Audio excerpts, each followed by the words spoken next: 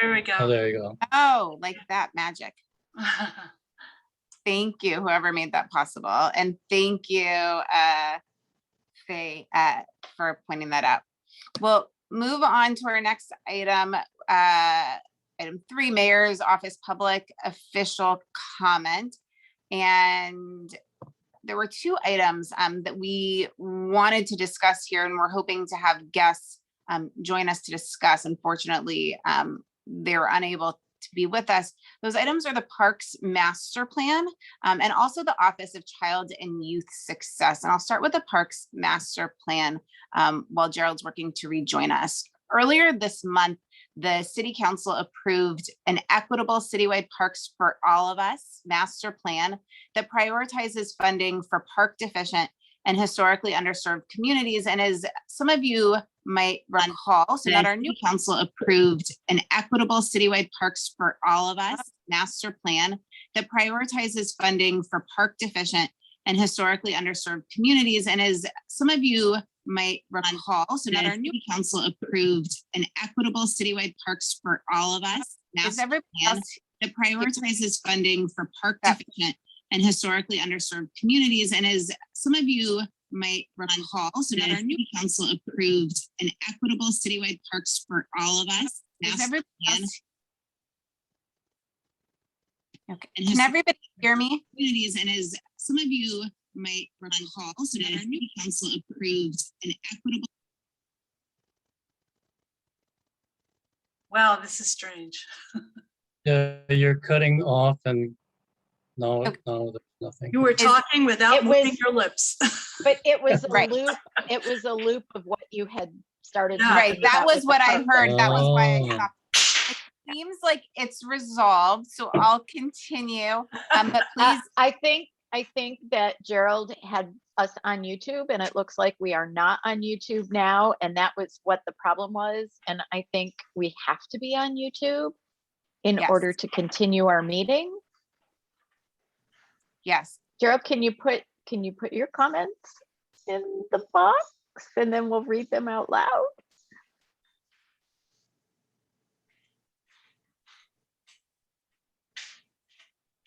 I had never heard that before or seen that before. That was very Yeah. weird. Gerald, are you able to maybe text to let us know if we can continue with the meeting? Gerald's typing. Okay, good.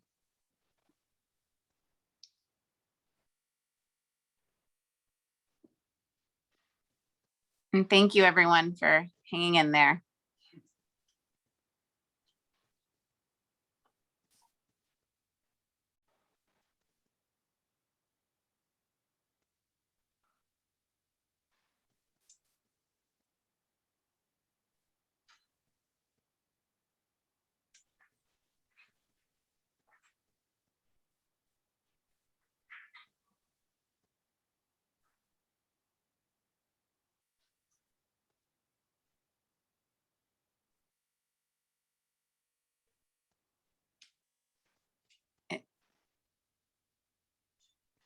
And I don't see anything from Gerald. Does anyone? Oh, Gerald, are you with us?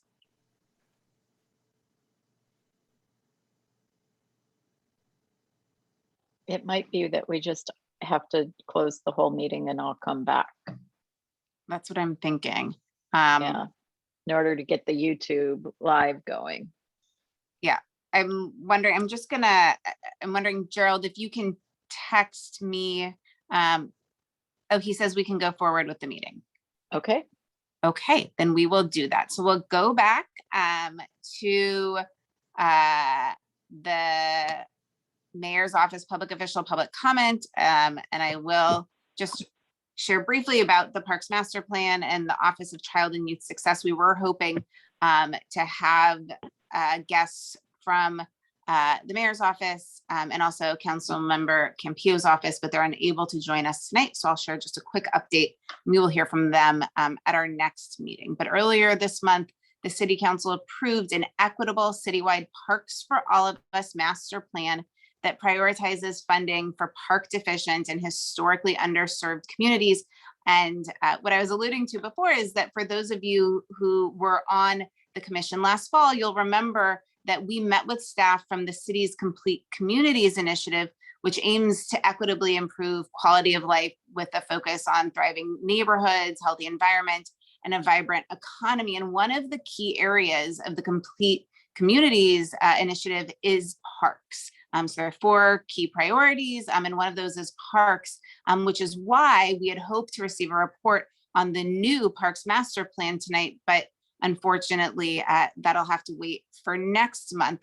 But I did want to share that in reflecting on the new plan, which should be noted is the first parks planning document in 65 years, the city's planning director, Mike Hansen, said, quote, "We are proud to have a plan that will give everyone, regardless of their background, identity, ability, and location, access to a high-quality park."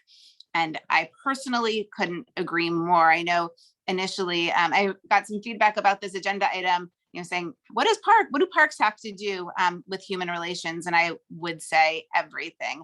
I think our built environment and having facilities that are accessible to everyone and beautiful parks and wonderful programming in every community is something that is very well aligned with what we aspire to do on this commission.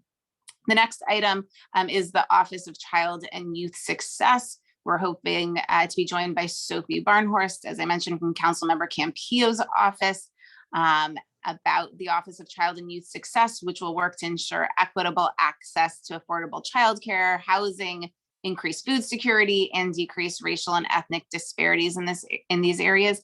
You'll remember we had advocated for this new office a few months ago, heard again about it last month.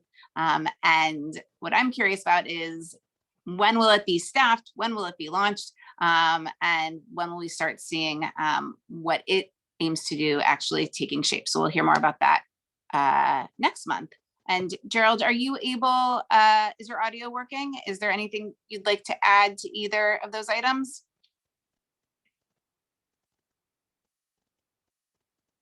Okay, we will continue on to approval of our minutes from July. I would like to know, so for each item, if there's any public comment on this item, but I don't know that we can see that at this point. I'll ask if Gerald's able to hear. Is there any public comment on this item?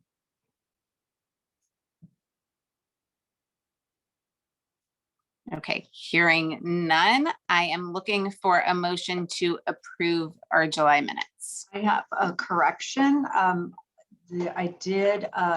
There was an external relations report last month. So just a quick correction to that line in the agenda. So I'll make a motion to approve with the correction. Thank you. And I'd actually like to add an additional correction, which is the minutes say we approved the May minutes, but it was in fact the June minutes. So we're looking for a second to approve the corrected minutes on both of those items. I second. Thank you. Any other questions or comments? Okay, all in favor? And I can't see everyone, so I think I will do a roll call vote. And if you could just do a voice vote. Commissioner Beltran? Since I Maybe wasn't we'll present, I'm pause. going to abstain from voting. Thank you. Commissioner Brown? Commissioner Duncan? Approved. Commissioner Detzky-Weil? Yes. Commissioner Gillies? Yes.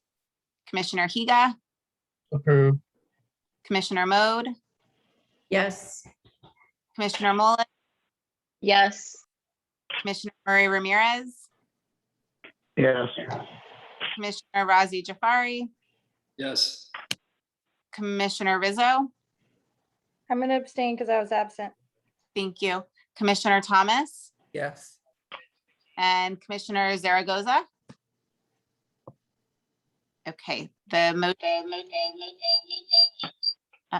motion carries. All right, we will move on to our next item, which is our Human Relations Commission Awards Committee report, and I'll turn it over to Vice Chair Canizales. And is there any public comment on this item?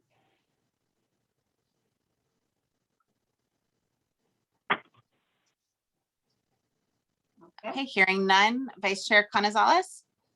Okay, hello, everyone. We had a meeting today and I think we're moving forward. I put in the chat a copy of the agenda and meeting notes from the meeting today. And it also included, which also includes a timeline. And I think the minutes I included in the report last month. So we're moving forward. We do have the date of January 22nd. Possibly from 5:30 to 7:30 or 6 to 8. The library has been reserved. And at this point, we were discussing a theme, and Commissioner Tyler Duncan came up with a really good idea of perhaps letting the commissioners think about a theme over the next few months, something that we might want to include. Some examples that we discussed today were the theme related to Dr. King and his message and legacy, this idea that we've been also discussing, San Diego versus hate, etc. So if you have any ideas, what we will do is at the next meeting, we'll put this on the agenda for a discussion and really kind of move forward with the theme for the event. Perrette Godwin, who is with the communications office for the city, has been very helpful. We've had 2 meetings with her.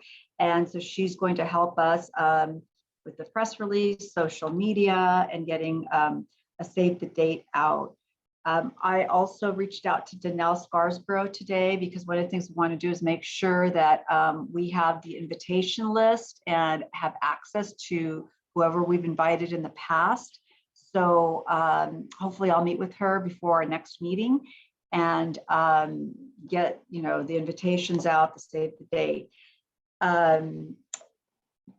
Tyler will work on the actual award selection. And we came up with October 1st to October 30th. So that is up for discussion if anybody has any comments about that timeline. I know that in the past, we've had to ask commissioners to solicit more applications. So we'll see how that goes, but it'll give us a few weeks in November to get a few more applications. And then this commission will make a decision on the final recipients based on the committee recommendation at the November meeting. So then we'll start publicizing the event, which will be in January. I'm sure Tyler will want help with that committee. So if anybody's interested, please let me or Tyler, Commissioner Duncan know, or any of us, if you'd like to participate on the actual selection. And that'll happen probably the first week or 2 in November. And I think that's pretty much it. I know that Reverend Brown and Perrette Godwin are going to discuss sponsorship.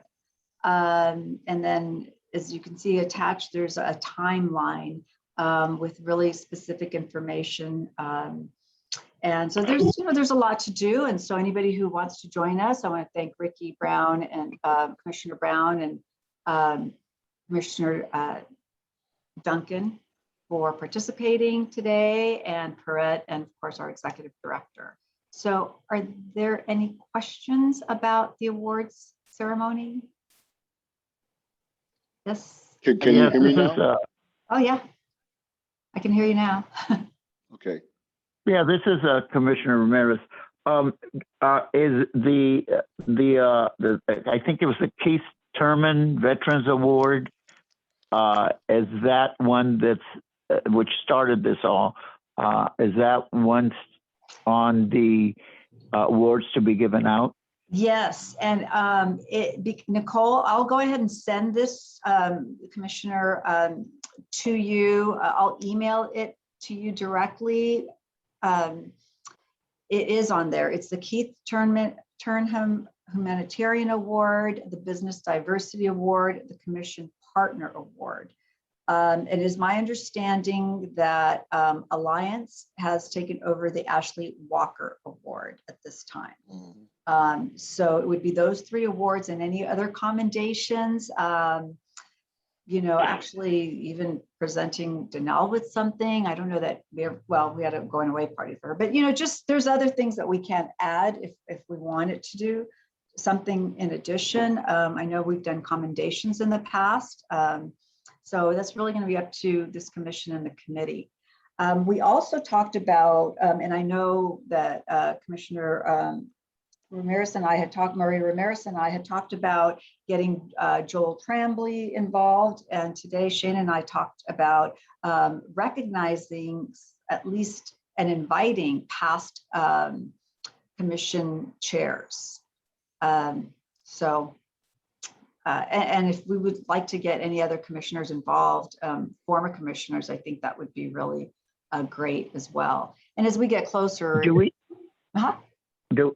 Do we have a record of all the past commissioners, let's say of at least the last decade-wise? Because I know we all know it's a 4-year term, so I was just curious if we have a record of the past commissioners. Godwin?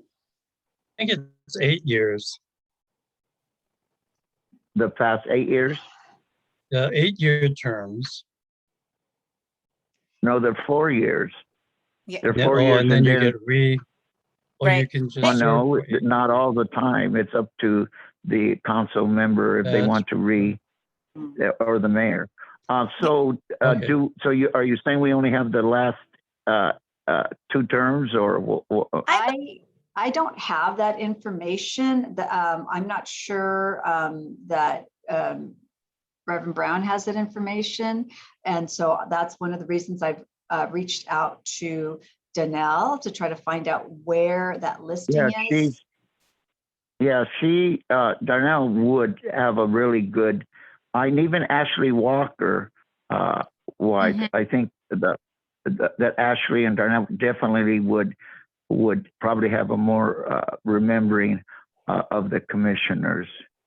Yeah, and I believe that why? there are rosters. I know as long as I've been on the commission, we have had rosters of commissioners. So I think that we could get that information. And I do want to just echo what Vice Chair Gonzalez said around inviting all of the past chairs to attend and potentially recognizing them in some way. So I'm curious, if anyone has feedback about that. And then the other thing I did want to add, and maybe Gerald can share more, is while we will be holding the event at the Central Library and won't have to pay any rental fees, we will have to cover the cost of catering. So we are going to be looking for either corporate sponsors or individual sponsors that can support the event. So if anyone has any ideas about that, I know the committee would like your help with that. There is a former commissioner, Shoni Hendry, who for at least 4 or 5 years got a very big donation from one of the casinos that would sponsor it. I think and she's very supportive of many of the issues that we focus on it. And so I think if someone made an outreach to her, Shoni Hendry, I think that she could, my understanding, she has very good connections, that she would be able to maybe secure another major donation. That would be great. That's a great idea. Commissioner Mary Maris, would you be able to reach out to that person? Yes, but I'll reach out to her, but then I think that if our chair calls her, she would feel really good about that. You know what I mean? Yeah, but sure. I'll definitely lay the groundwork, and then I will send you her cell number. Her contact information. That'd be fantastic. Yeah, and anybody else that you think of? I know one of the people I thought about was Gangadeep, who was on the commission for many years and is interested in getting involved again as well. So, We should And you look know at that, who our past sponsors were and Yeah. where we got our donations in past years. but you know that most of the council members and many of the elected officials, be it from Tony Atkins to Lorena, to any of them, they have finances, what I call the easy reelection races. They actually have a lot of finances there. And in the past, they have issued checks to nonprofits and events and so forth. If you look at many of the community events in our city, sometimes you'll see sponsored by, Senator so-and-so or Assembly. That comes out of which they're allowed to do. It's totally legal from their campaign funds that they can direct to a nonprofit. They can direct it to another candidate or to a nonprofit. And maybe we should look at those that are facing reelection next year that actually aren't facing a reelection that have finances. I think there's a lot of them. And I don't think we've ever hit them up. And many of them have a reputation of sponsoring community, especially nonprofit activities. And I think many of the council members, to my knowledge, because I keep up with it, still have some, let's say, some healthy reelection campaign funds that they may Madam Chair. want to let go with because they see their reelection not being that difficult. Yeah, I think that's a great idea. And I think that maybe what we can do is send a letter from the chair and myself, the vice chair, and on behalf of the commission to ask for donations and see what happens. I think that's a great idea. Why don't you let me lay the groundwork? I'll call some of them and just and That would be kind of, fantastic. and Chairman. then that way, then I'll say Madam Chair. I'll say that a letter's coming. Quick question Madam Chair. here. I did want to go ahead and just bring up 2 points. If we could clarify the proper protocol for speaking, whether that was to type speak in the chat or to raise their hand like Commissioner Gillies has done, as well as encourage, commissioners who do have, a lot of experience or historical context to the awards to join the planning committee or the awards committee, as well as currently the only 2 commissioners participating or 3 commissioners participating. These were some of the dialogues that we would have loved to have earlier today. So I did just want to kind of highlight that as far as what the proper protocol is for raising hands or speaking, just so we're conscious of everyone's time, and then encourage everyone to also participate in the awards committee. Thank Yeah, you. And so go ahead. I was going to say if Vice Chair Canizales wants to clarify, because I know she's leading this item. yeah, so we do have, if you could type and speak in the chat, I'll go ahead and keep an eye on that. Also, the other, the other issue you brought up, my phone's ringing, is having more participation on the committee. And so anybody who's interested, if you could just type in the chat, I will add you to the next meeting agenda. And so we do have Faye, Commissioner Dusky-Weil, and Commissioner Gillies who would like to speak. I already said my piece about past sponsors and people who donated. We should contact them.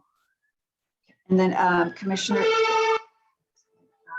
Higa would like to know if the city will pay for awards and create certificates. And then Tammy, did you want to say some, Commissioner Gillies? Sure. I wanted to offer to help on the committee wherever you might need me. Please send me an invite. And I would also suggest inviting past honorees, because I think that creates really nice continuity. And the other request is that I just took a look at the Google Doc and I see that your start time is 6 o'clock. And I don't know if that's set in stone, but in order to be inclusive of the Jewish community, could we do 6:30? That would be really helpful because it's the end of Sabbath, and it would be more respectful. If it's just that half hour would make a big difference. So if it could be considered. Thank you. Reverend Brown? Yes, ma'am. And I hate to be the bearer of bad tidings, and as it relates to receiving funds, but we have to be very careful when we start soliciting funds from political campaigns, because this is a city's board. So that may, in fact, I will check, but I don't think that can be done. I think one of the key statements was that it was in relationship to nonprofits. And then, of course, our political folks can donate to whomever they want to, but as a city board, we have to be very, very careful. And so we talked about this earlier today on who could, in fact, we receive donations from. And I just want to make sure that we are aware of that. Are there any other? Do we have a representative from the city attorney on at our meetings? Don't we? We do not tonight. Are there any other questions or comments about this item before we move on? Yeah, this is Nicole. Obviously, I'm on phone, so and I hate to be disrespectful and interrupt people. How exactly do I, because you can't see me, what is the protocol for me to speak or get the attention of the chair? I think you just have to speak up. Speak. Yes. I think of any other way. Yes. So, well, then I hope everyone, that I don't mean to, it may seem like I'm interrupting or something, but that is, yeah. I don't apologize if it comes across that way. Not at all. I think it's fine. And I think once we're in person, we'll have the opportunity to, to raise our hands. And so I know Commissioner Esquivel wants to say something. In the past, I believe we had this event on a weeknight. Was there discussion as to why a Saturday versus a weeknight? I think that's my fault. I put the 22nd. It's actually the 20th. It should be Thursday. Okay. So that is my mistake. I'll make a correction right now to the document. It is the 20th. Thank you. And does that change the time, Commissioner Gillies? Okay, yeah, it was supposed to be the 20th, not so. Okay, well, I'm glad you'll be on the committee, and then we'll be able to work out the logistics as far as moving forward with the exact time on the save the dates. We'll have that next time. And then we do have one more speaker, Godwin. I just wanted to mention that whatever the start time is, we usually start like an hour or so at time, the program itself.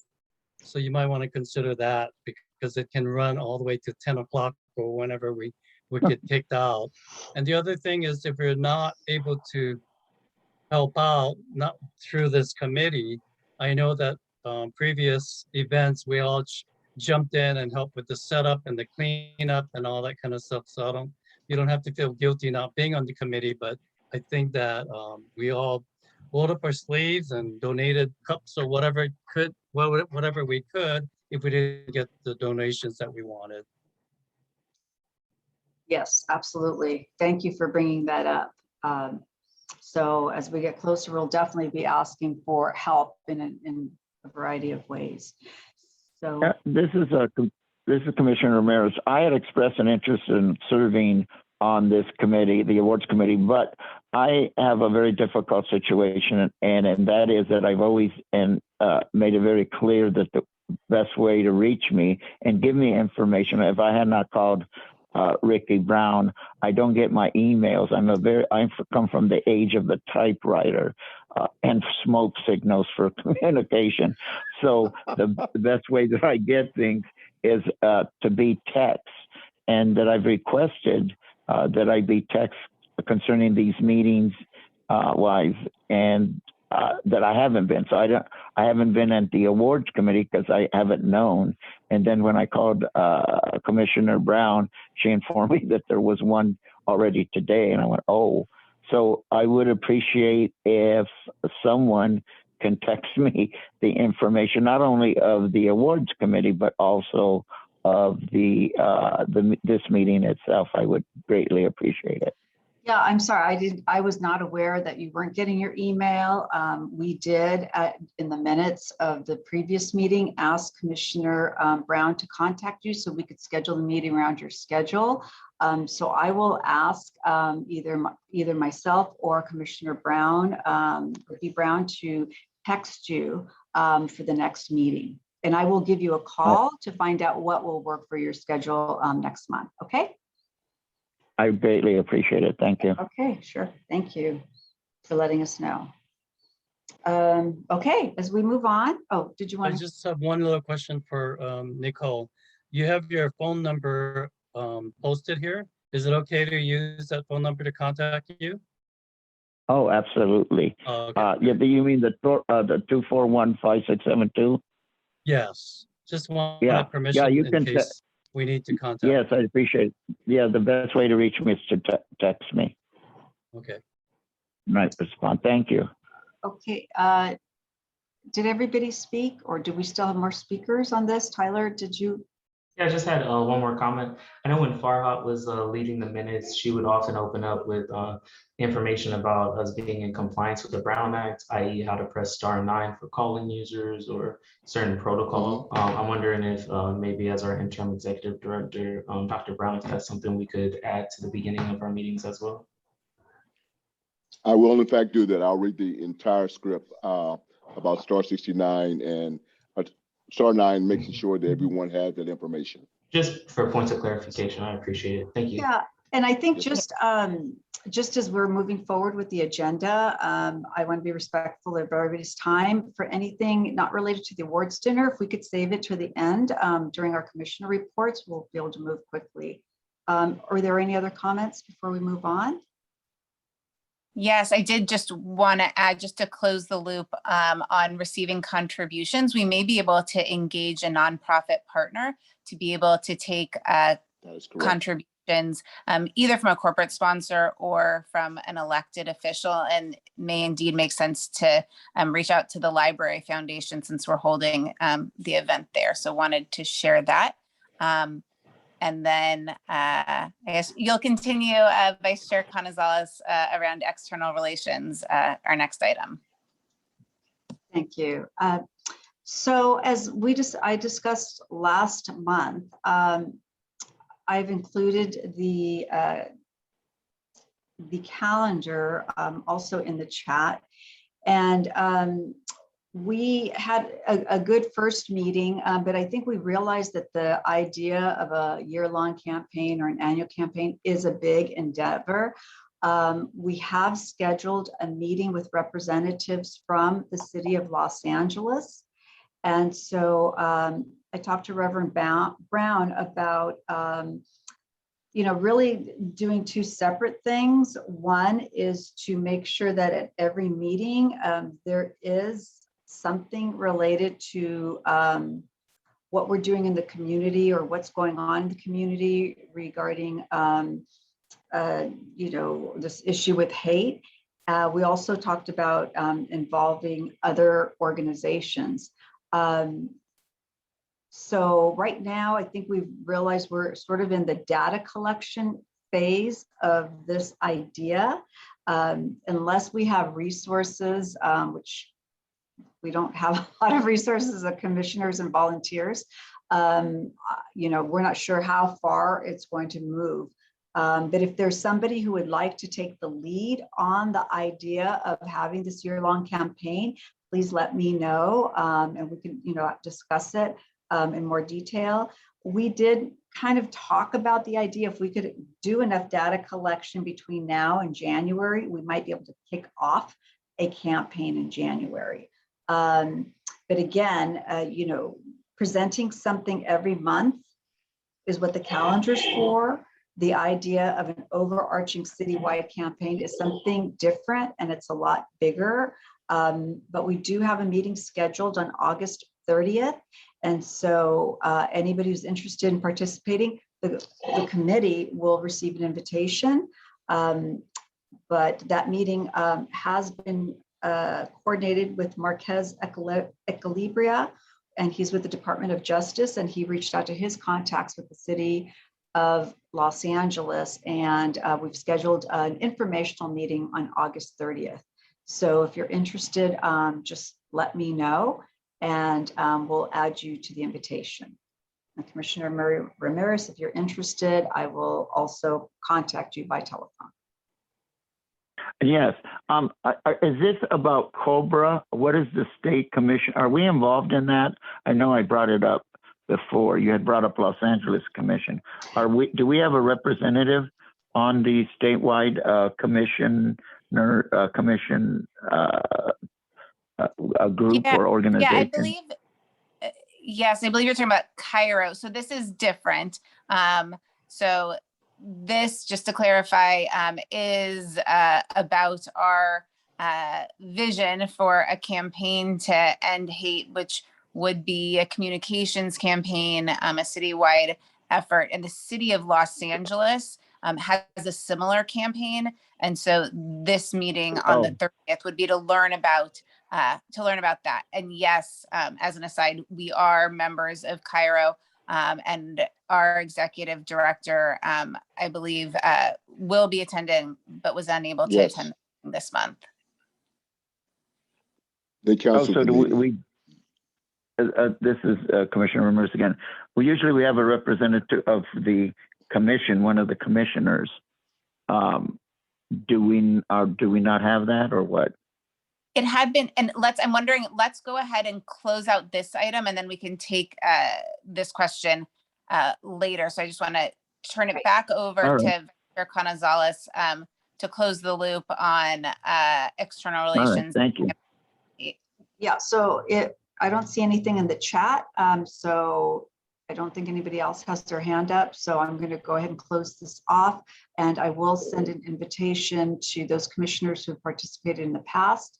If you have not participated the last meeting and you're interested in joining this next meeting, just please either indicate in the chat or feel free to email me, and I'll add you to the invitation.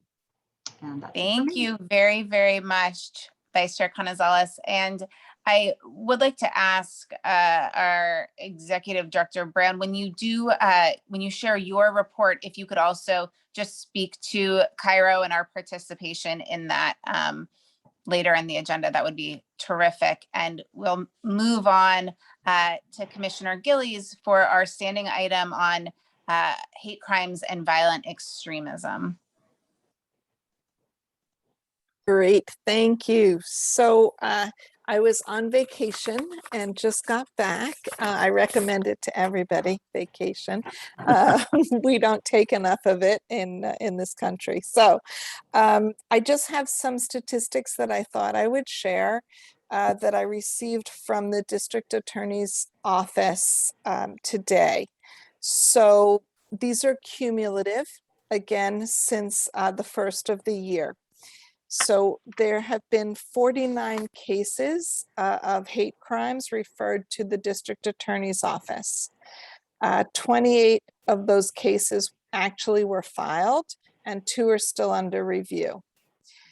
Of the 28 filed, 15 actually were filed as hate crimes. And I think we've had sort of a review of what hate crimes are, so you all understand. So the 15 are broken down this way.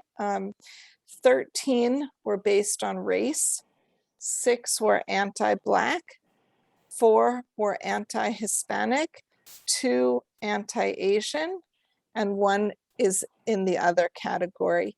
And by the way, the language that I use is just the language that the District Attorney's Office uses in breaking these down. So 2 of the hate crimes were based on religion. Both of those were anti-Jewish hate crimes.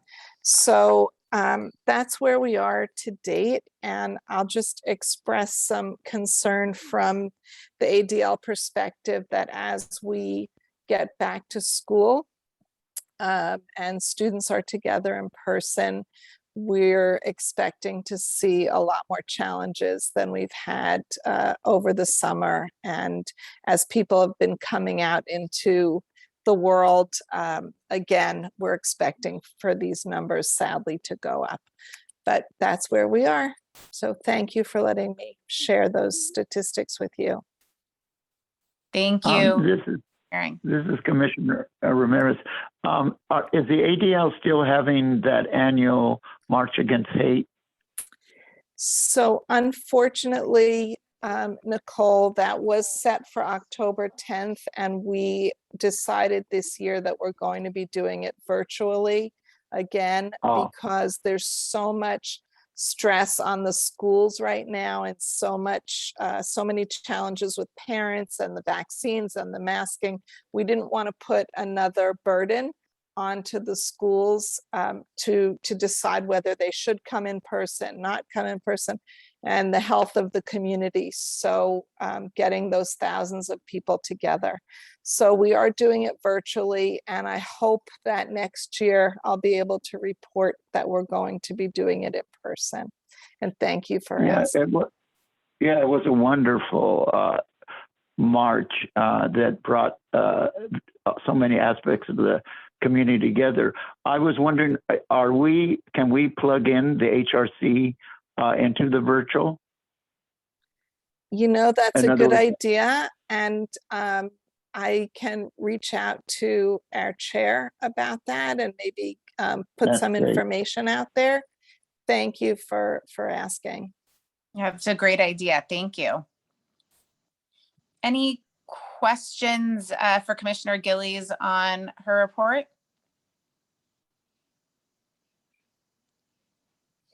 Okay, and This is Commissioner Ramirez. Isn't there a way we can endorse the virtual? It's the same. Is it still called the March Against Hate or something? Yeah, it's a walk against hate. Yes, it Yeah. is. And you Yeah. don't you have people or organizations endorsing? Yes, we do. And I would love to see the HRC do that. So again, I can get some information to our chair, and she can put it out to this commission to decide if that's something the commission would like to do. And Dr. Brown kicked us off last time for our Walk Against Hate, and he gave a great kickoff speech for us. So yeah, maybe next time again. Wonderful. So Yes. I Go would ahead. ask the chair to look into that so that maybe we can vote on it to endorse this Walk Against Hate. Yes, yeah, no, I'd like to ask Gerald if you can note that as an agenda item for our next meeting. If we can make that an action item. Got it. Thank you. But our next, and respectfully, our next meeting is October, no, September, August, September, and the virtual will be in October. So I think just a matter of timing, and then when they start promoting it, that by the time we meet, their material and promotion of it will probably be more than halfway done. So yeah, well, Is there a way? I'll coordinate with Commissioner Gillies, and if timing is an issue, then I can sign on as chair, not representing the commission as a whole, but as chair of the commission, if it makes sense based on their timeline to vote on it at our September meeting, then we'll go ahead and do that. But I think it's a point well taken. I appreciate it. Thank you. Very good. Any other questions or comments on this item? Okay. Yes, is there any way that we can endorse it today at this meeting? Can I make It's a not, motion?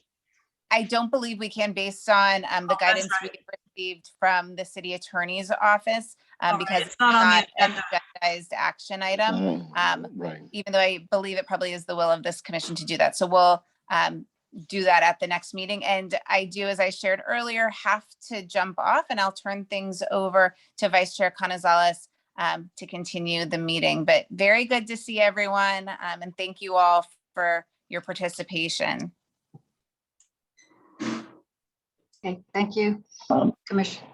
This is Commissioner Ramirez again, and I hate to beat something on the ground, but I'm really concerned about that we have to wait. There has to be a process or a way that there are things that come up and definitely with the rise of hate crimes within not only the Jewish community, but the African American, Asian, Pacific Islander, the LGBT communities. So when sometimes there's marches or gatherings or conference, and we miss being, and it's very important that we are a part of these actions. Definitely that I agree. Can we take a vote or for endorsing this? Can we get a reading from the city attorney concerning when we're not meeting, and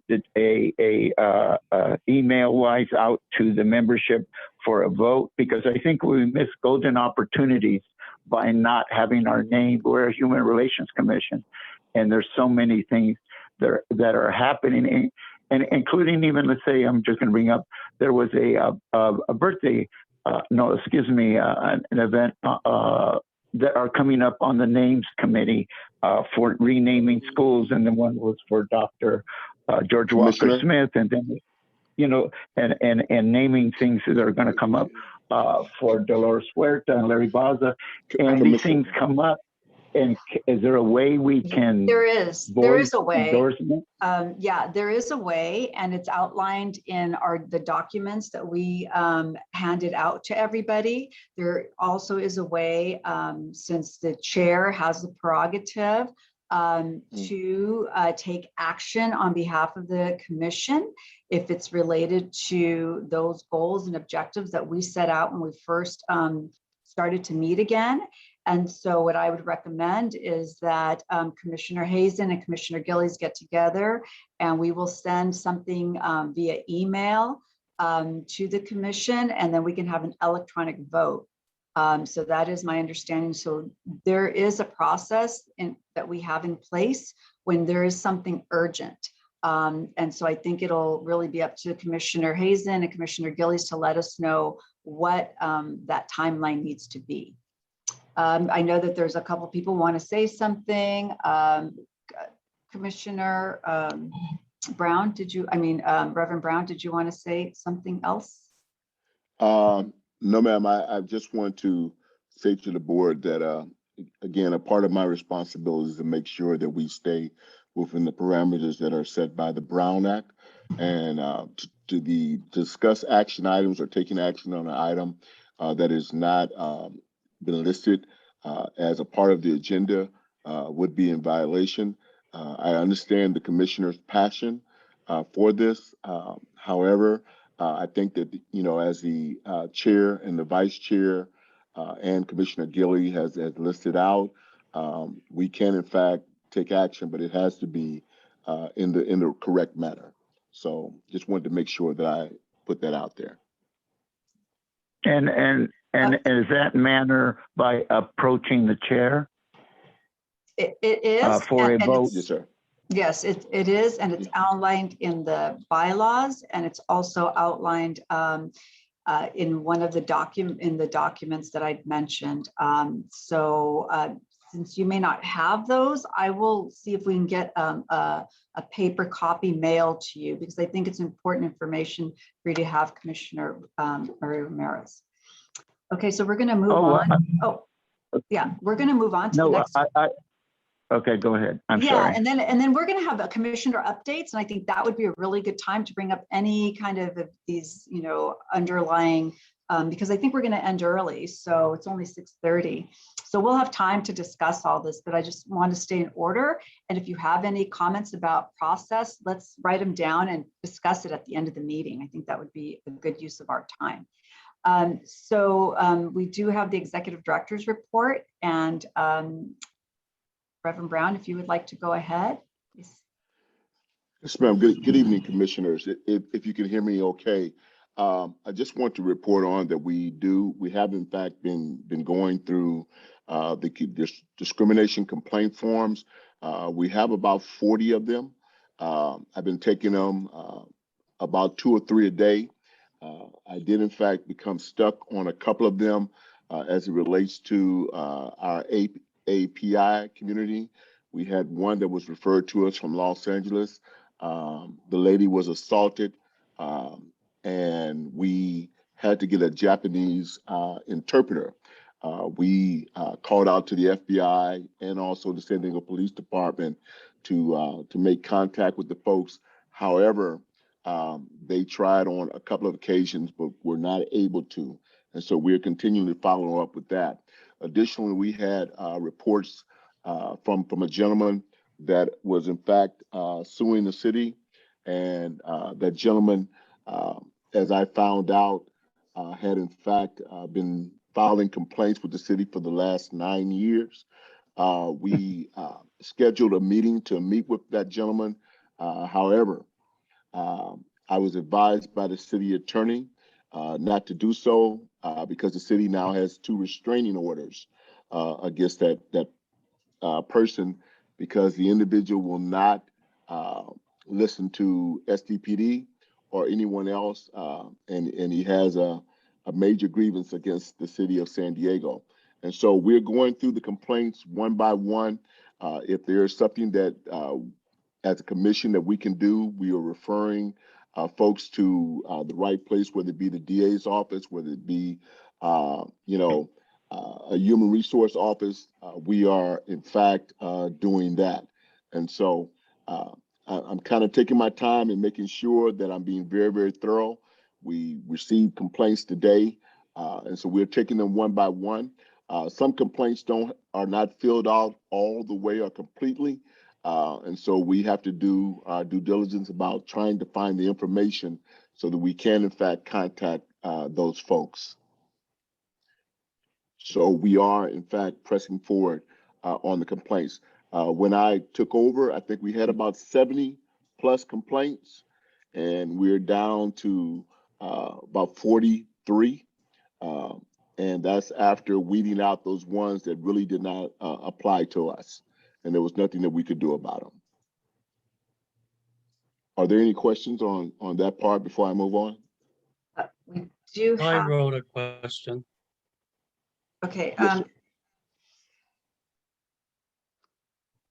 Go ahead, Godwin. Oh, okay.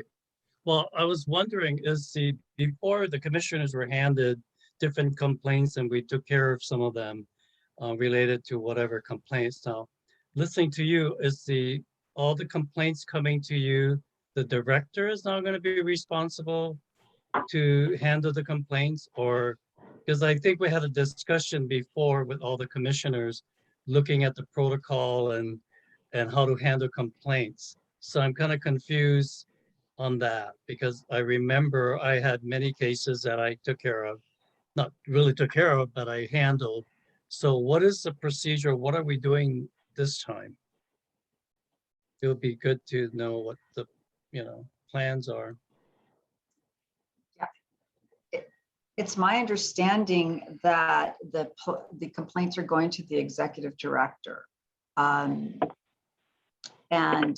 if there is a case where the commissioners need to get involved, I would imagine that Reverend Brown would let us know.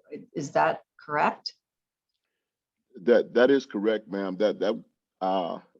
Madam Vice Chair, that was my instructions to go through the cases, okay, to make contact with the individuals, to find out which cases were actually here in San Diego, in the city of San Diego. And then if there's an issue that I could not handle, was then to assign that to the commissioners. I can, in fact, if it becomes protocol, I can, in fact, set up teams so that when we do have these complaints, I can pass the complaints over to team 1, team 2, or we can set it up in that regards as well. I serve at whatever the commissioners would like to do, but that was my understanding and instructions from the director when I came over.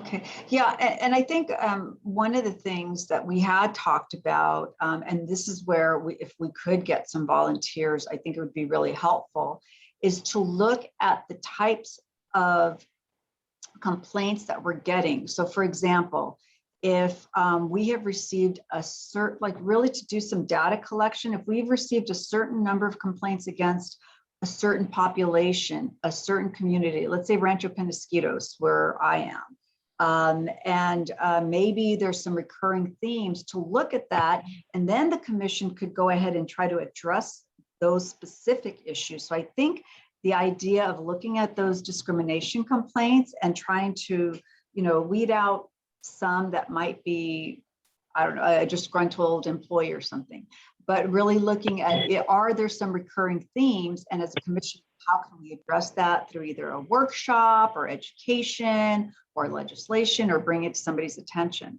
But certainly I think that there were some people that did want to help out. And I know that Commissioner Higa, Commissioner Rizzo had expressed an interest. And so I would think that if you're interested, reach out to Reverend Brown. I'm sure he could use the assistance in this area. Well, I think we have not really talked about or solidified a procedure. We talked about the complaint and how to handle it, and what complaints are gonna go to the city attorney and things like that. So I think that needs to be clarified before they hand anything to us, because I had many concerns about protocol and some of the things that was given to me that I really couldn't handle. And then remember, we went into, can the commissioners get sued? And because we're under the city, we can't. So it came to that point. So I think that as commissioners and representing the city, not only our area, but I think it's really good for us to know what type of complaints they are and how can we jump in and help. Because I think it's our duty. If we want to be a really great commissioner and get involved in the community, this is one way to really practice what we speak and defend defend what we're believing in. That's why we're commissioners, human relations commissioners. So I think we need to kind of get clear on what we can do before Reverend Brown sends us things, because then we're going to sit there and say, well, what do we do with this now? Because when that happened many years ago, it was pretty confusing. Okay, so Commissioner Gillies, did you want to say something? Yeah, I just wanted to add that as Commissioner Higo is saying, and you, Madam Vice Chair, I think as an organization that takes in a lot of complaints on hate incidents, that it is very, very difficult, and it's very challenging. And I do think it's a professional staff job with the city attorney and our executive director. But what you were saying about trends, that's really, I think, where we need to be. And perhaps we could set up a system where we get, once our executive director gets through some of these complaints, could we get a quarterly report or something where we are looking at the trends, both the demographics, right, the geographic areas, the types of complaints, and that's where we as a commission, I agree with Commissioner Higa, we really need to jump in and look at what's going on in our communities. And the other piece, the flip side of it is, how are we letting the community know that they can be sending these complaints into our commission, so we really get a full picture? So those are my concerns. Judy, did you want to add anything? I see your hand up. Oh, you're on mute. Yes, I agree exactly with Commissioner Gillies as well as yourself and Commissioner Higa. I would love to see a report as to how these are being handled, what is being taken off of the list, what's being added onto the list. And I think a quarterly is good, but a monthly is even better. And it says to anyone who is joining our meetings that we are serious about these things and that we are staying informed and abreast of them. But it would be a great way to come up with some kind of a spreadsheet where, the name is omitted, the contact number is omitted, but what the complaint is about, what area it's from, maybe we come up with the criteria for it, and then we'll have a better idea to do that data collection. I think it's important. What I'd like to suggest is that we have a meeting with the new city attorney, because it's really going to be important that the city attorney is involved. And so let me ask this question. Is that something that we want to add to our agenda next month? Or do you want to have a small committee of those of you that are interested in this topic to meet with the city attorney and Reverend Brown. I think that might be a better way to go. Just having those folks who are interested in this particular topic. And that way, maybe if a meeting could be scheduled between now and the September meeting, then your committee could come forward with any recommendations to the next meeting and possibly bring in the city attorney. How does that sound?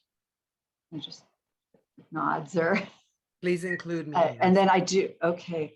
So I know we have Commissioner Higa, Faye, Commissioner Dusty Weil, and Reverend Brown have their hands up. Go ahead, Commissioner. I'm going to go ahead and go with Commissioner Dusty Weil, even though I know you had your hand up for a while.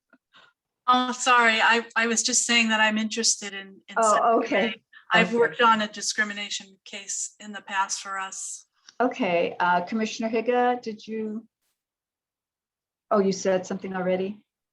No, I just wanted to reiterate that what Tootie said and Tammy, it is so important that we get these reports and it's valid, because I've had a case, the Jack in the Box case, and it was dropped and we never got a report back.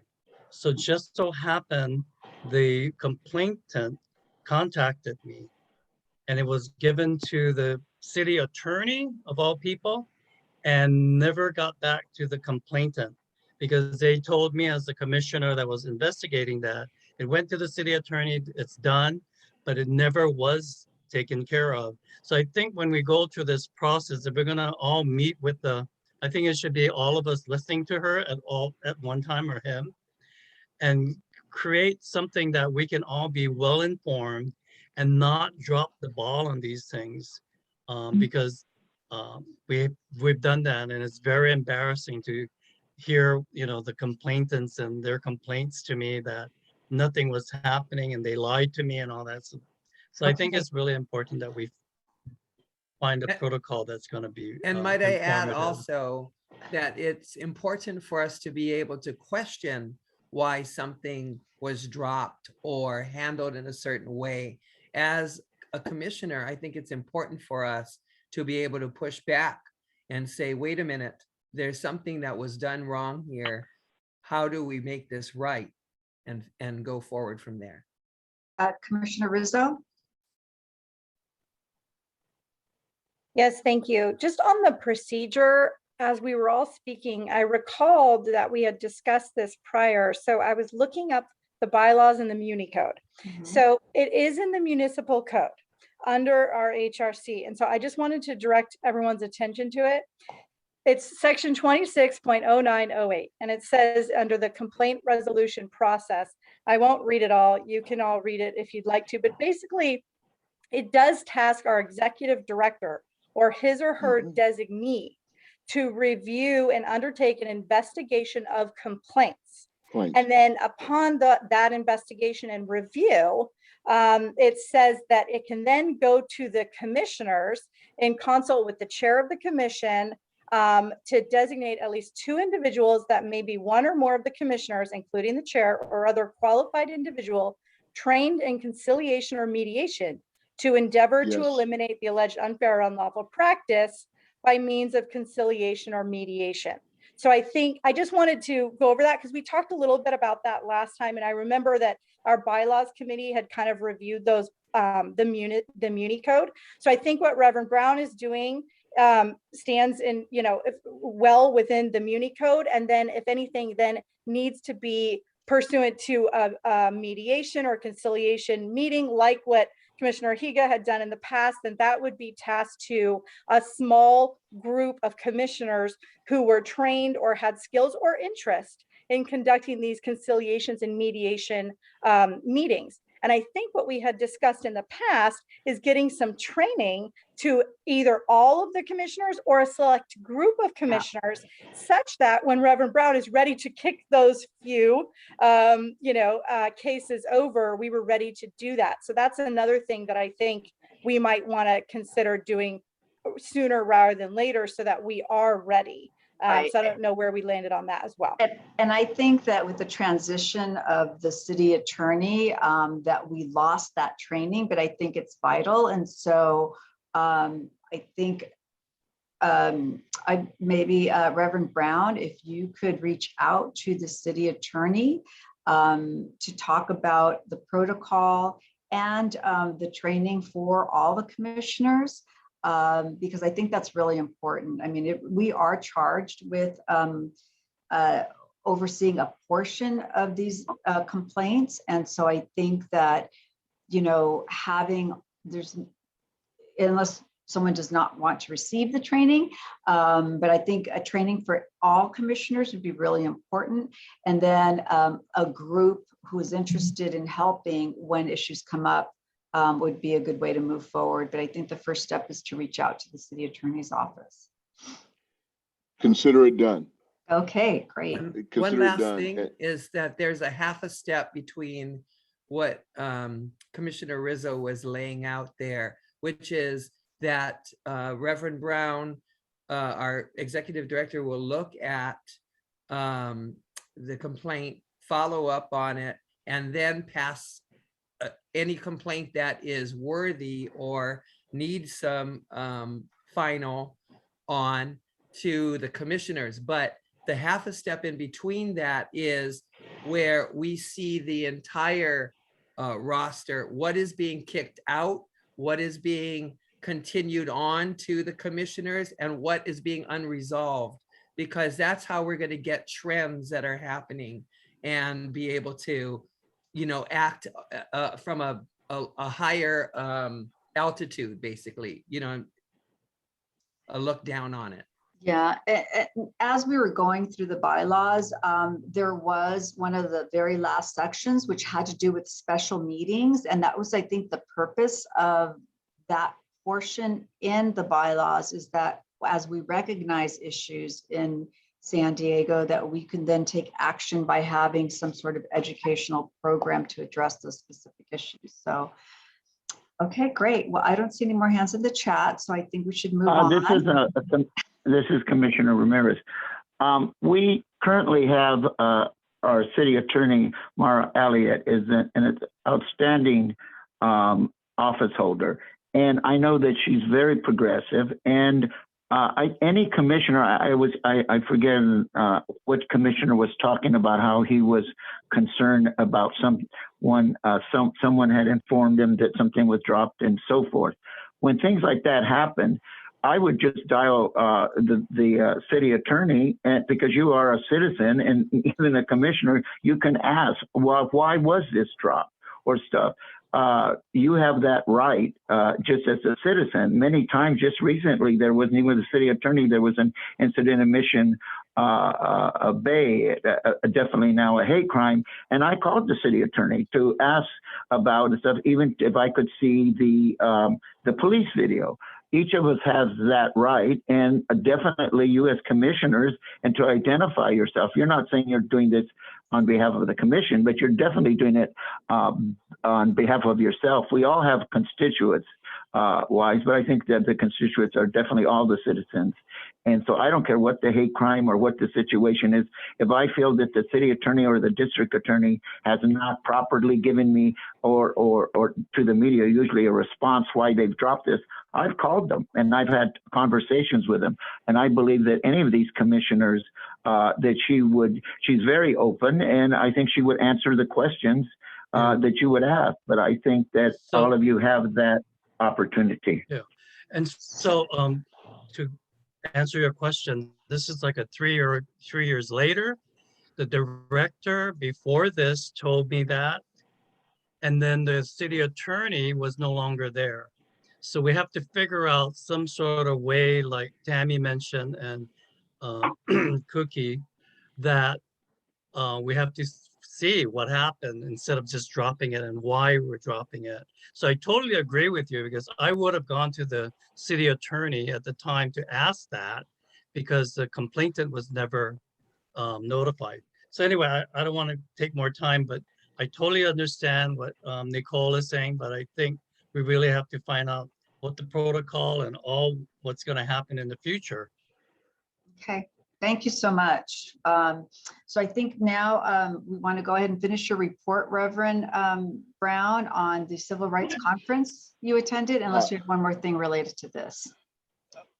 Related to this, when I printed out the reports that we had that were in archives, and I began calling the folks that were there, and I got stuck on this one individual. And when I was finished with this individual, approximately 3 weeks later, okay, and you folks know I've only been here for 2 months, right? I had a folder about this thick on that person already. And from talking with the city attorney, because I immediately went to the city attorney, because the individual was sending me emails at least 3 or 4 times a day. He was calling me at least 4 or 5 times a day. He was telling me that we were not doing him justice. I initially scheduled a meet with the individual. However, I was advised by the city attorney not to do so because of the 2 restraining orders. And so those are the type of things are the reason why I'm screening, because I want to keep those things away from you. I'm going to tell you about it, but I want to keep you out of harm's way. That's kind of what I get paid to do, to make sure that those folks don't reach you and start calling you and everything else. At the end of this, okay, basically the director, Mr. Gordon, as well as the city attorney advised me not to have any more contact with this individual, to block the individual's phone number off of my phone, and to allow the individual to go through the process.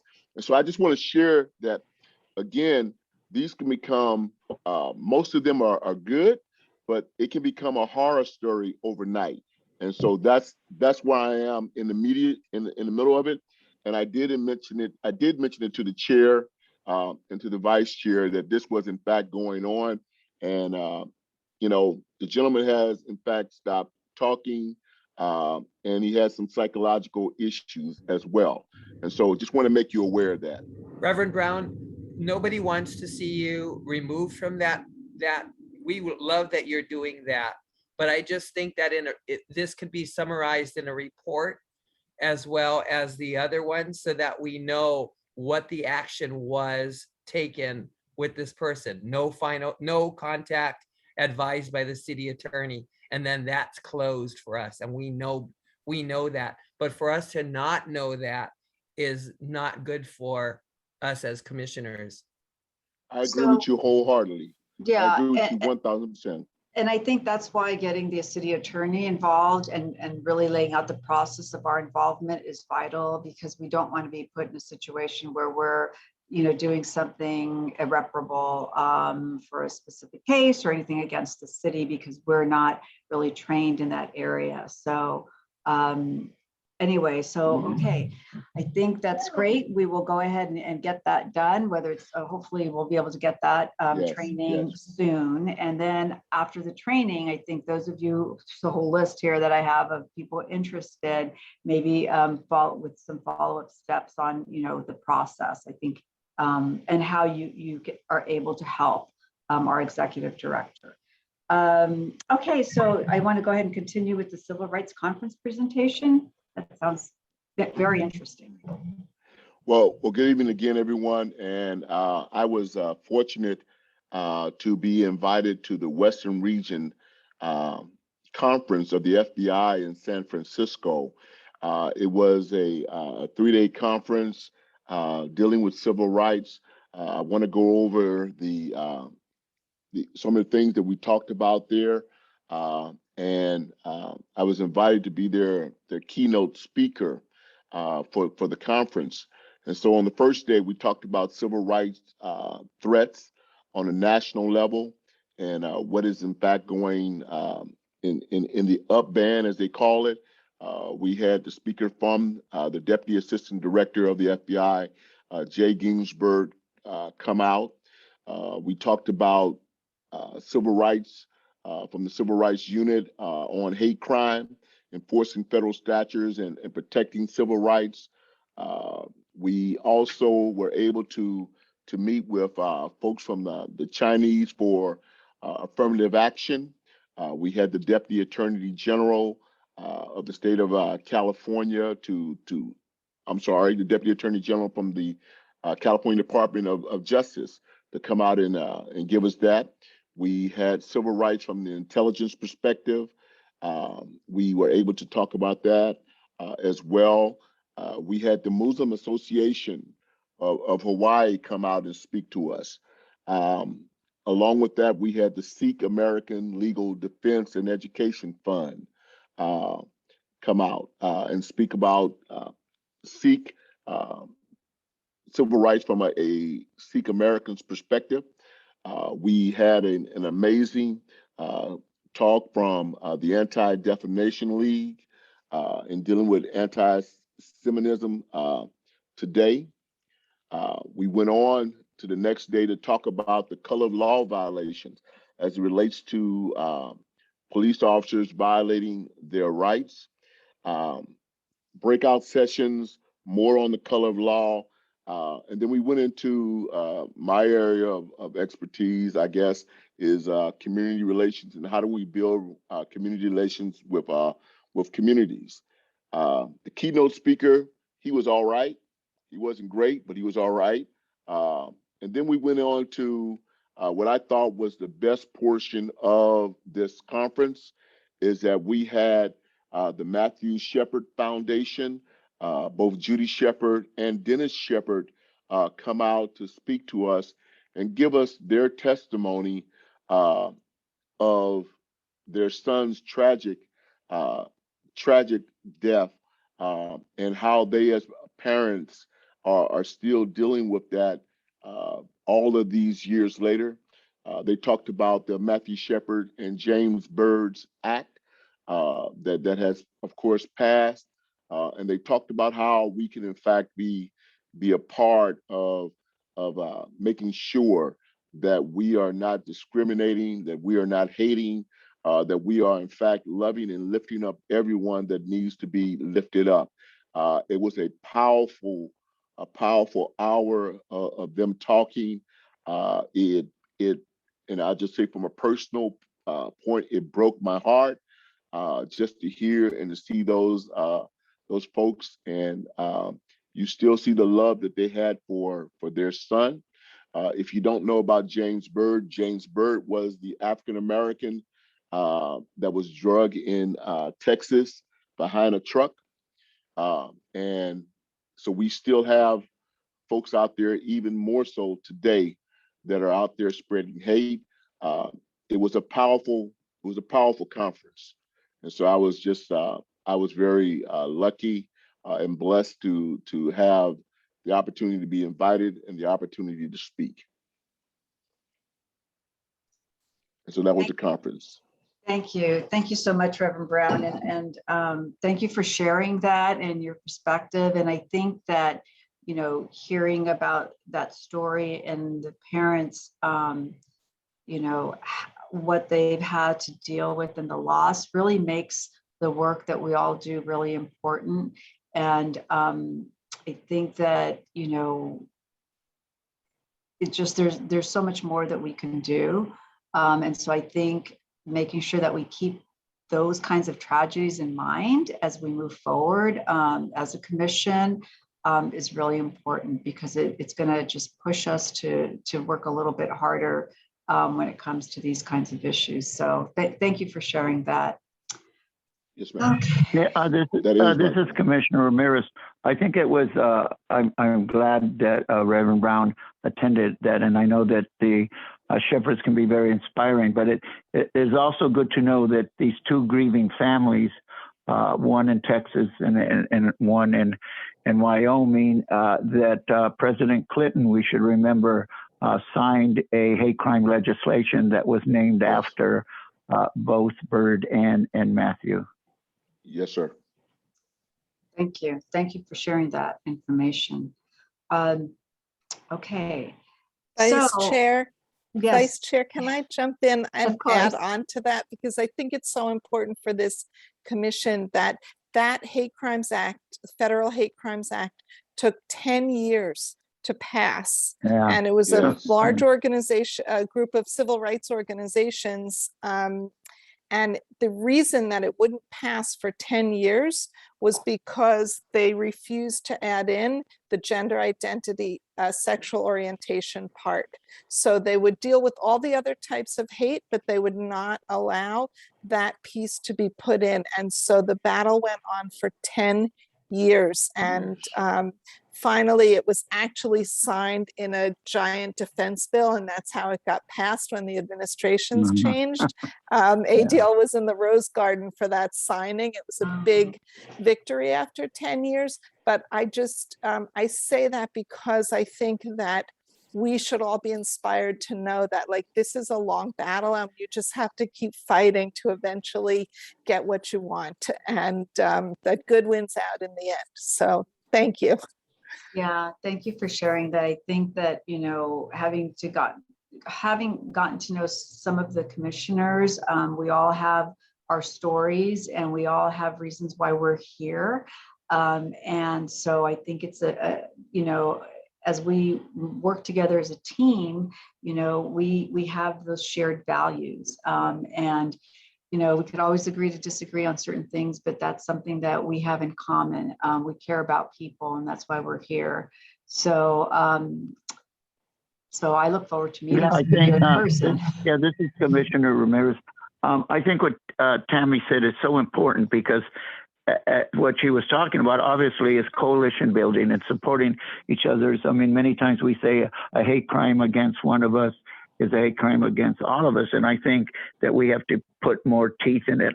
But sadly, sometimes I see like the recent Asian Pacific Islander hate crimes. I didn't see the outpouring and the presence of the coalition that should be there when a hate crime is done against any of our communities. And I would hope, and I think this commission can help because it's very diverse, into that building more coalition, making people understand, sadly, those haters and people that are trying to terrorize the African-American community and the Asian community and the Jewish community are the same people. And they seem to hate people of color and certain faiths. So we're kind of all in this together. Yeah, and actually the commission, the meeting that we had with the year-long campaign against hate, that is one of the first things that we talked about. One of the committee representatives, Cindy Cipriani, is working on a document that lists all of the organizations, because I think one of the things we talked about is there's a lot of different people and a lot of organizations doing different things, but we don't all know each other. And one of the participants, we said, even if we just all got together to get to know each other so we could share and collaborate, that would even be a step in the right direction. And so we had talked about having a dinner or some sort of event at some point. So, so yes, I think that you're absolutely right. This is Commissioner Ramirez again.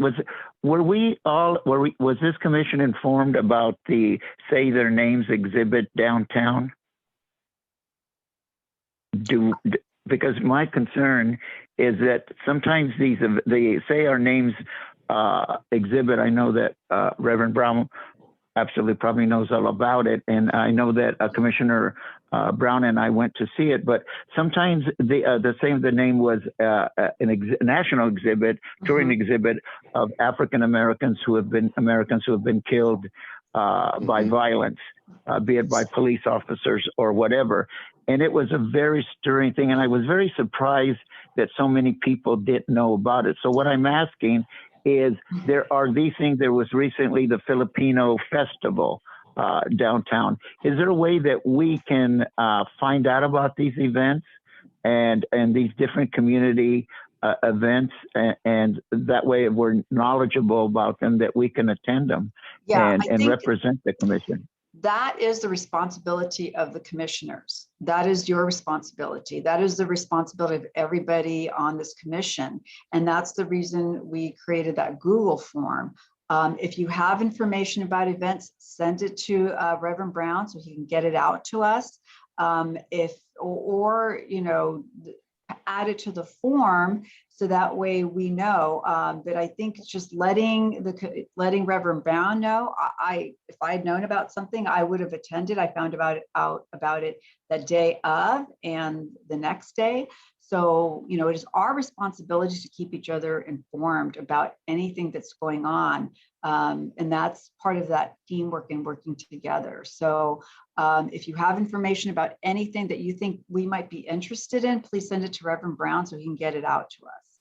Commissioner Canizales, this is Tootie, and I just want to piggyback with what Nicole is saying, because I think the bigger thing is the leadership here, that this organization, this commission has the opportunity to lead in these things. So we just don't fill out a form and then Reverend Brown lets us all know. It's that we put out a statement saying the Filipino community is meeting for a festival or whatever it was downtown, or this exhibit is beautiful. How do we, don't forget their names exhibit, how do we incorporate that into our no hate? What's the subcommittee that we have on this year of pushback on hate? What is it called? Right. It's the Campaign Against Hate. Right. Campaign Against Hate. And we encourage all these other communities to do the same thing, to put forth their names of people in their community who we don't want to forget. But we have the ability to take the leadership on that. So what could have been done differently in this particular instance? Like what could we have done differently? How about if that, I'm sorry, go ahead, Nicole. I think it's this, and I agree with you. It's part of our responsibility. But I think we have an executive director in Reverend Brown. It seems to me a man that is very well in tune into the community wise. But I think it takes all of us as a team. If I thought that I went to the exhibit probably 3 times. I also gave them my card to let them know that I was a commissioner and I got to speak to some of the organizers. But I loved what Tootie said. And when we find these out, and even the Filipino festival, for example, and I went to an Asian Pacific Islander hate march in Balboa Park. I think we do all have cards, don't we? Were we issued city cards? No, we were not. Oh, we absolutely need to make sure that happens, because all of us attending, anytime I attend something, I give them a card and say, hey, I'm a member of the city of San Diego, and they're very appreciative. But I love what Tootie said, because even if we can, like when this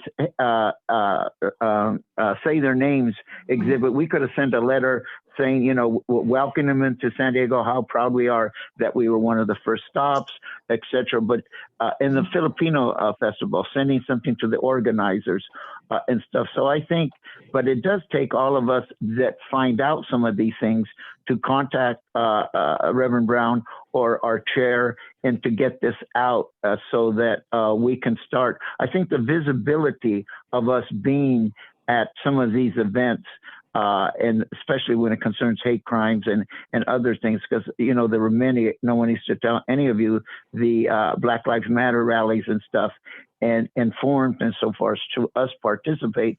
But I agree, sometimes we don't hear about them, but I'm sure with this commission membership that many of us have more of an opportunity of hearing some within our own community or others' community. So I will definitely, if Reverend Brown, you could text me your phone number so that when I find out things or hear about, I can send them to Reverend Brown, and then he can send it out but I think we all should do that.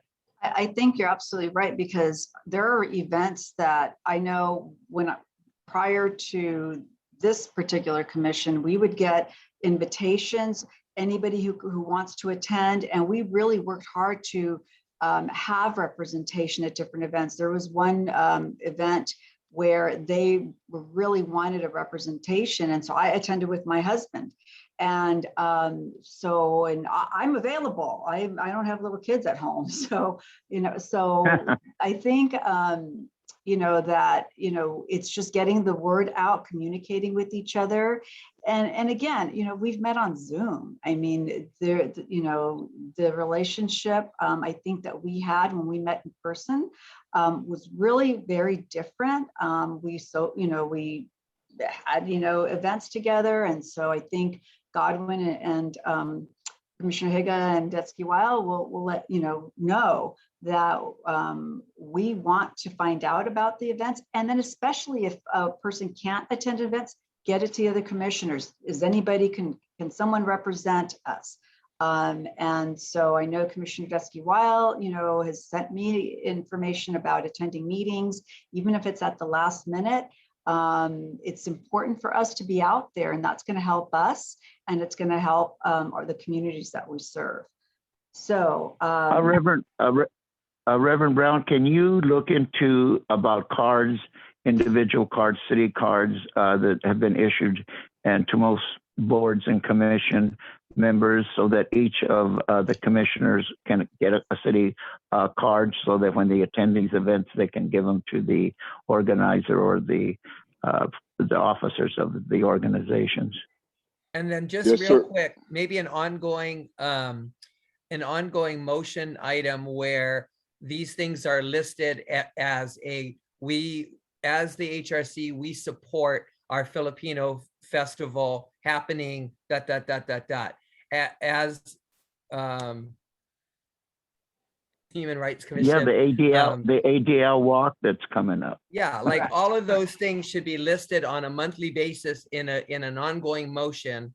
And then those commendations or recognition of that festival or walk or whatever is recognized. So we'll add to the agenda upcoming events, and everybody gets the agenda ahead of time, but if even just a few days before it's due, just email me, Shana, or Reverend Brown, any event, and we can get it on the agenda. But I think I agree with you too, having a standing item, something that really recognizes different events. But if there's like a Filipino event coming up, being able to have having commissioners there, having us present a commendation. I mean, I did that for 15 years. That's all I did, was hand out certificates to people. I like doing it. Actually, I miss doing it. So I think there's a lot of us that are happy to participate in that way, especially. Oh, okay. And Commissioner Gillies, did you want to add something before we move on to September meeting? No? Okay. No, but I would. I keep Okay. having my hand raised. Sorry, and I'm putting sorry. speak in I'm the looking at the chat chat. Okay. and like doing, and I'm doing everything but a dance here couple of times now, because it's the end of the day and I've been on Zoom since 8 o'clock this morning. So Reverend Brown, my piece would just be that along with business cards, we really need name badges, because our visibility in the community is going to come from that badge. And that please, please, please, in keeping with our website, that they all include pronouns for everybody. Because again, that visibility piece is vitally important. Yes, ma'am. I have that, and along with that, going back to Commissioner Ramirez, the city cards, and also taking a look at making sure possibly getting emails, city emails for everyone as well. So I will be taking a look at that in first thing on tomorrow morning, and I will ensure that the name badges have the pronouns that are there. And so again, we will in fact take care of that. Okay. And Commissioner Rizzo, is this related to our September meeting? Just what we were talking about before, and I apologize, I had to step Sure. away for a second, so I apologize if I'm repeating, but we also talked a lot about utilizing our social media. And so, in addition to just, our individual attendance, I just wanted to remind everyone that we did talk a lot about that before. And so however we can sort of utilize the power of our group and social media about these events, we don't necessarily have to endorse them, because I know that that takes, it takes it to a different level, but just getting the word out there on these types of things, utilizing that social media can be really good here. So just wanted to add that. Thank you. So we're going to go ahead and move on to the September meeting. Reverend Brown, I didn't attend the meeting with you and Shana. Did you want to talk about this or? Thank you, Madam Vice Chair. In conversation with our chair on yesterday, we talked about maybe it would be best for us to start in October instead of September, meeting in person. We talked about a hybrid model of being able to set up a hybrid model where people can still dial into the meeting or the video, as well as those that will meet in person to meet in person. We thought of October because it would give us more time to make sure that we had all the audio, visual, and computer stuff that we needed in order to do that. And so we would start out, we talked about starting out in District 7. The representative from District 7, the council member, seemed to be very open to working with the commission, as well as after the first month of District 7, then we go to District 3. And so we would try to hit all 9 districts within the city of San Diego over the next year period of time. So I just wanted to mention that to everyone. Then also the representative from that area will be responsible for making sure that along with the city council member, getting the word out, we'd kind of like make the first half of it kind of like a town hall meeting, if you would, to address the issues of that community. And so we would go from there. Thank you. That was, yes, ma'am. I did receive, okay, just a second. I just wanted to say that before we move forward, that the September meeting, I was told is a religious holiday, and so we would have to move the date of the meeting. So I'm thinking that we might want to move it to the following Thursday or to a Wednesday. By show of hands, would you be interested in moving it to the previous Wednesday? Let's see, so we're looking at, instead of the 15th, the 22nd. Actually, it works out. There's 5, there are 5 Wednesdays in September. So would the September 22nd date work for everybody? Okay. I don't know if we need a motion, but. It's not, ma'am. Madam Vice Chair. Yes. It's got to be an action item. Okay. So I would like to. It's got to be on the agenda. But it is on the agenda. It's the September meetings on the agenda. You got it. You're right. Go ahead. So go ahead. The September meeting is on the agenda, and we would like to discuss the location and the date. So if we can get a motion to change the date to September 22nd. I have a question before we even go. Yes. You're on mute, Godwin. So I've been texting on chat. This is going to be an optional thing, but after listening to Nicole and going to these conferences with no mask and all that kind of stuff, how do we know that the state and the local government is going to allow open public meetings as well as, because I do not want to attend a public meeting. So will it be an option to have a public meeting with you physically being there, and also Zoom, like the San Diego Unified School District Board meetings? They have some commissioners on Zoom on the screen, and some of us that want to go venture out, be at that meeting. So I think we need some clarification on that because I do not feel comfortable going into public meetings, not knowing how many people are going to show up and the threat of the Delta virus and all Right, that. so And some of us are vulnerable. Okay, so in the interest of time, what I would say is that let's go ahead and if someone would like to make a motion to move the meeting to September 22nd, that would be the first step.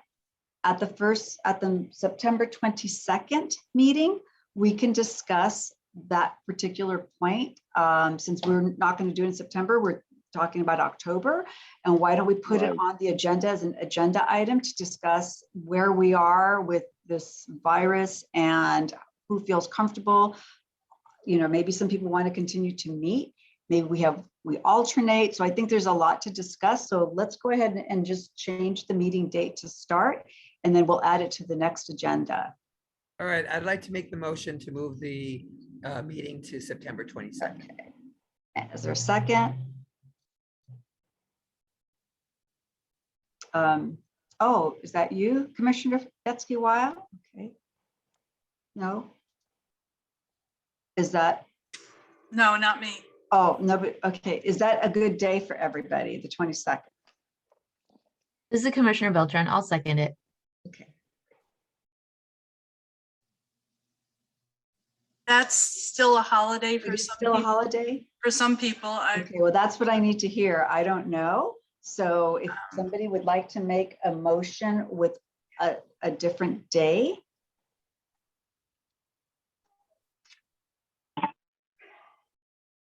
Is it the 29th? Would the 29th work?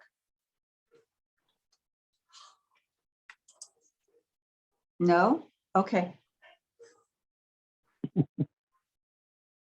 It's September's a very hard month because it's all of the Jewish holidays, but I think you have to go forward. I know you're trying to be really respectful and maybe check in with your chair as well, but it's just So- very hard, and I personally understand. I don't know how the rest of the commission feels. Does it have to be on a Wednesday? But I think the whole, if we move to a Thursday, would that make a difference? So Thursday, the 9th is good, and the Thursday, the 23rd is good. Thursday, the 30th, so those are a couple of Thursdays are good. Okay, I think what we'll do is, I would like to entertain a motion that we keep the September 15th date for now. We will send out a doodle poll to find out if there's an alternative date, and I don't know that we necessarily need a motion for that. And as long as we're sending something out in writing, we'll try to find an alternative date. Otherwise, I think we'll just keep the 15th. And we'll see how many commissioners could commit to a different day. Yes, Yeah, I don't think you need a motion for that. right, yeah. I So- appreciate that. This is Commissioner Beltran. Just for everyone to know, and I don't mean this information to influence like how we choose another date, just for you all to know that I have Kanak Kohan meetings on Thursday nights. Right. But if whatever's best for the whole group, like I don't want that to influence how we choose a second date. Right. So, yeah, so let's just keep the 15th for now. And then if we can find an alternative date that works for the majority, then we'll try to move forward with that. Did you want to add anything, Commissioner Gillies?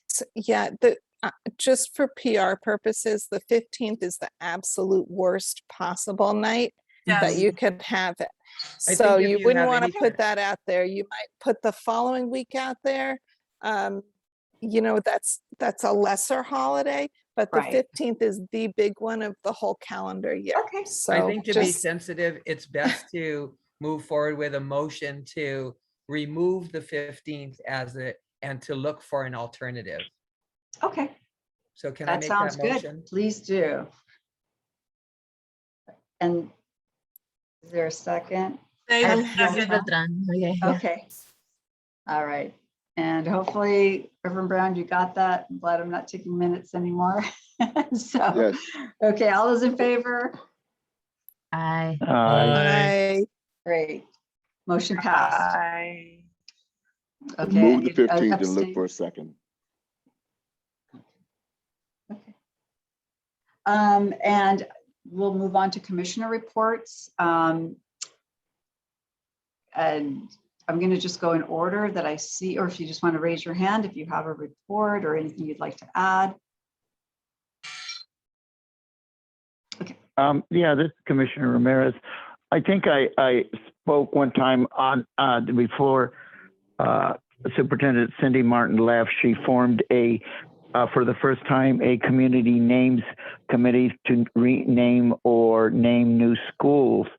And I was honored to be appointed to that. We've been discussing different schools and people to name them after. I think this commission is the perfect place to come up with names of outstanding San Diegans. Like we're going to change one of the schools into Reverend George Walker Smith. And we've discussed Dolores Huerta and also Larry Baza. So I would, and I'm going to bring this up at our next committee meeting, that we get an input, especially from the city's human relations commissioners and the commissioners. But I think all of you being involved in your communities and different aspects of the city probably know some people, or you can go out into your organizations or constituents and come up with some really good names. So I just wanted to throw that out there, that I think that we should think about that, because I think it's great now that and then the names we come up goes to the Board of Education, and then they think. And what I liked about it, you should know, is we're all very respectful of the new schools and the old schools. As you all know, there's name changing of the Native Americans whose land a lot of, as our chair started out this meeting, these schools are on, and being very sensitive to which land and which area. So I think it's an outstanding a committee that would be very appreciative of our input. Thank you, Commissioner Murray Ramirez. I know Commissioner Duncan has his hand up, and then Commissioner Tutsky-Weil. Yes, good evening, everyone. So Commissioner Duncan, may I interrupt you? This is Commissioner Beltran, and I just want to interrupt you really briefly because I'm also on that naming committee with Commissioner Ramirez. So if I can just— that's right. I apologize. I'm sorry. if I can just supplement with what Commissioner Ramirez just said just a little bit. I just want to add that the naming committee is also establishing protocol for the San Diego Unified School District to implement district-wide. What we're establishing is a protocol of criteria by which by how new schools are named and how schools that already have names that are problematic are renamed, so that any group that may consider, like there's currently a lawsuit against the newly renamed Canyon Hills High School that was previously Sarah High School. There's a group of folks that feel that that renaming process is anti-Catholic, and they feel that they are being persecuted against. That way, this naming committee will have a protocol to fall back on and have policy to fall back on that is diverse and inclusive, and that is policy in place district-wide, so that in the future, if there are any groups in the future that are contesting any changes or any new names that are placed on schools, we can fall back on that and say, this is our protocol. All of the names that we choose for our schools have to be inclusive, cannot have caused harm to any groups, specifically BIPOC or LGBTQIA. And the name that was selected or that you are contesting has caused harm to a community. And I just wanted to add on to what Commissioner Murray Ramirez was saying, is that in addition to collecting names and in addition to gathering information, we're also creating policy. And that's all I wanted to add. So I'm sorry for the interruption. Beltran. That's okay. And I think that also just, when these kinds of, this information is really important. I think that, feel free to send Commissioner Hazen or myself an email. These are really great updates that we could add to the agenda as well. Commissioner Duncan, did you want to go ahead and speak now? Yeah, so on July 22nd, I was really excited to participate in Mayor Todd Gloria's press conference regarding diversifying and the progress on city boards and commission. These types of commitments are what will continue to push our city forward and really help us understand why honoring everyone's unique story and perspective is so important to the advancement of our city. Big thank you to Commissioner Brown for being there in support of me speaking at the conference. I look forward to continuing to push forward the mission and the vision ultimately of the Human Relations Commission. Also on August 1st, the Autism Society of San Diego, we held our 20th anniversary for a camp celebration, a real big achievement for us as far as Camp I Can and Surf Camp, 20 years up and running and providing those services for the autism community and communities alike. So really a big celebration, a big thank you as far as those activities and the funds that were raised there. And then today we also, the Autism Society of San Diego just announced our big winner for our Autism's Got Talent. So this is one of our stable events. Stay tuned for hopefully more information or potential participation in the future. But those are the updates that I have for today. Great, thank you. Any other updates? No? Oh, Tootie? Yes, two things. One, Commissioner Higa asked me to let everybody know why I was looking so fabulous today. And so I did a interview with KPBS. I put the information for the event in the chat. This is a Studio Door. It's celebrating its 7th anniversary with San Diego drag icons. It's an exhibit that is happening now, but the event is on the 21st. And so maybe you guys could come out and support. That would be awesome. And then there's another thing that I just wanted to report on. And that is, I was contacted by the chair of TIA, which is Transit Equity and Affordable Housing Task Force. They're in the Mid-City, and our beating the drum about communities of concern has started to reach out into the community where people want to support us in that now. So I think we should continue to put that word out there. That we think communities of concern is not the right language that the city is using, and gain support from our allies in the Mid-City specifically, but in areas that are underserved. Great. If you could send that information to us to support you, that would be fantastic. Yeah. Commissioner Jetzky-Weil? Quick question. Do we have a full contingent of commissioners now? And my other question is, what are we doing about finding a student to add to our commission? A young person. Yeah, my understanding is that with the mayor, now with the youth commission, that we were not going to add a commissioner, a youth commissioner to this board, but that's really up to the commission. So I don't know that we have taken any action other than that was my understanding. So Okay, that's the kind of thing I would love that we stay on top of. yeah, We were talking about adding someone and I've never heard anything.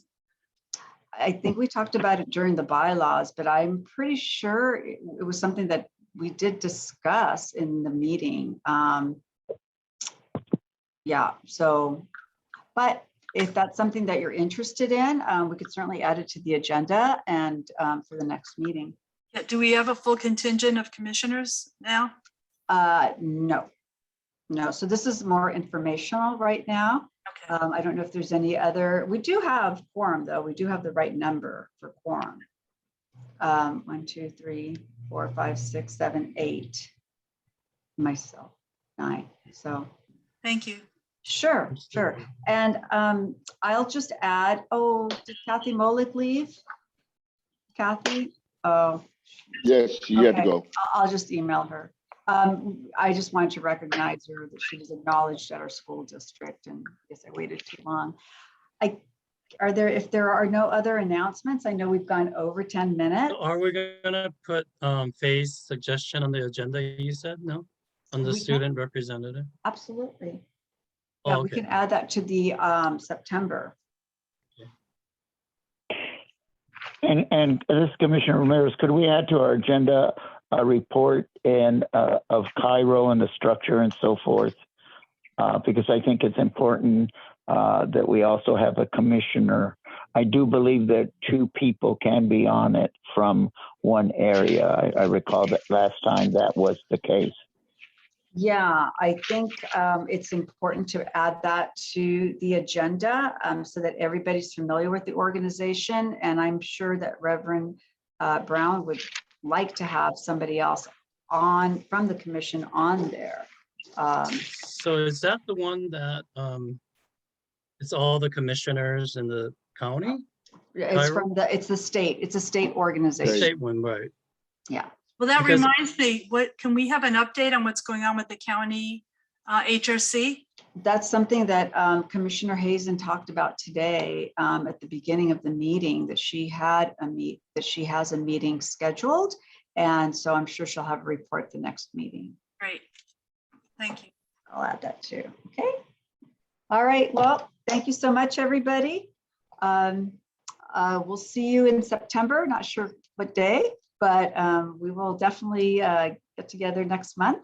And then I look forward to seeing most of you on August 30th at our next informational meeting regarding the city of LA versus hate. Reverend Brown, did you have anything else you needed to add? No, ma'am, not at this time. Okay. Have a wonderful evening and we'll see you Thank next month. you. Next month. They will. you. Dr. Dolores. Bye. Thank you for Thank filling you. in. You did Good to see wonderful. you. Oh, Good thank job. you. Oh, I was sending you a note. I just sent you a note. That I can't see your last name, so that's why I didn't say Commissioner, your last name. I almost did. So hopefully we'll be able to